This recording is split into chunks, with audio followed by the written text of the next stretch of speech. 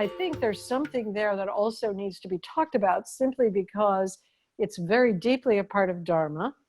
It's also gives a lot better understanding to the issues that surround rebirth from a Buddhist perspective, that this is not a holiday each time on a Ferris wheel or something, and also that it's a serious issue to pay attention to one's own entanglements with greed and hatred and delusion.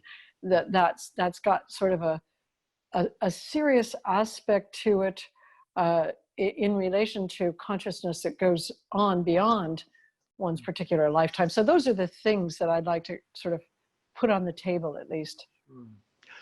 It's again a very rich and very deep question, and I'd like to just preface it briefly with some issues that have been on the fringe of our conversation. And that, as you can tell from my perspective, I think that not just Buddhist, but contemplative modes of inquiry and contemplative discoveries, very practical ones in terms of the actual causes of mental distress, right, and the actual causes of eudaimonia, of genuine well-being. Right. The contemplatives have learned more about this than anybody else on the planet. And the nature of consciousness, origins of consciousness, what happens at death, multiple dimensions of consciousness.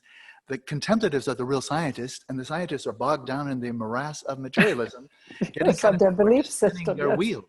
So they look like a fundamentalist religion, whereas contemplatives look like the real empirical scientists.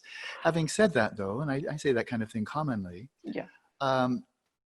Buddhism in the modern era, I think, can and is beginning to benefit tremendously by learning from science, not so much about learning chemistry, biology, brain function, might be interesting, but not that essential for Buddhist practice, but adopting this critical, reflective, radically empirical quest for truth and refreshing our memories. That the Buddha on the night of his enlightenment was inquiring. He was not setting out to make a new religion or formulate some new philosophy. He was an empiricist. He was making discoveries. He reported on his discoveries. He shared them with others. And then after that, countless people have replicated his discoveries. He's much more of a scientist than he is a philosopher or a founder of religion. And so and one of the phrases that was very common in early Buddhism, when people were just learning about it, they would see a monk who was a follower of the Buddha, and that person would seem very present, calm, compassionate. And often the question would come, who's your teacher? What's your doctrine? And the answer in Pali was, ehipasi, come and see for yourself.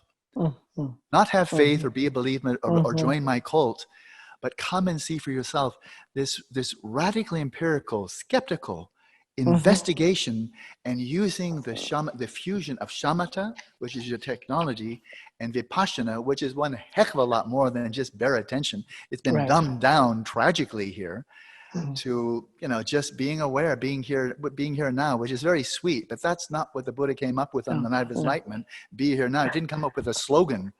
Vipassana is an extremely sophisticated matrix of ways of investigating the nature of the body, feelings, mind, phenomena, causality, multiple dimensions of consciousness. So there is a very strong core of truly open-minded, critical, investigative science within Buddhism that many Buddhists don't even know about, because we're so busy just practicing mindfulness, or maybe just doing a bit of samadhi, or doing rituals, or just sitting. That spirit of inquiry that is the hallmark of science at its best is also the hallmark of Buddhism at best, but it's been largely forgotten. I have found, for practicing and studying Buddhism for almost 50 years. And so we can learn a lot in terms of the spirit of open-minded, active, critical inquiry, and not simply believing, well, Dogen said, so it must be true, or Tsongkhapa said, or Nagarjuna said, or whatever the Buddha said, that must be true, therefore I take refuge. Then we dumb it down to blind faith.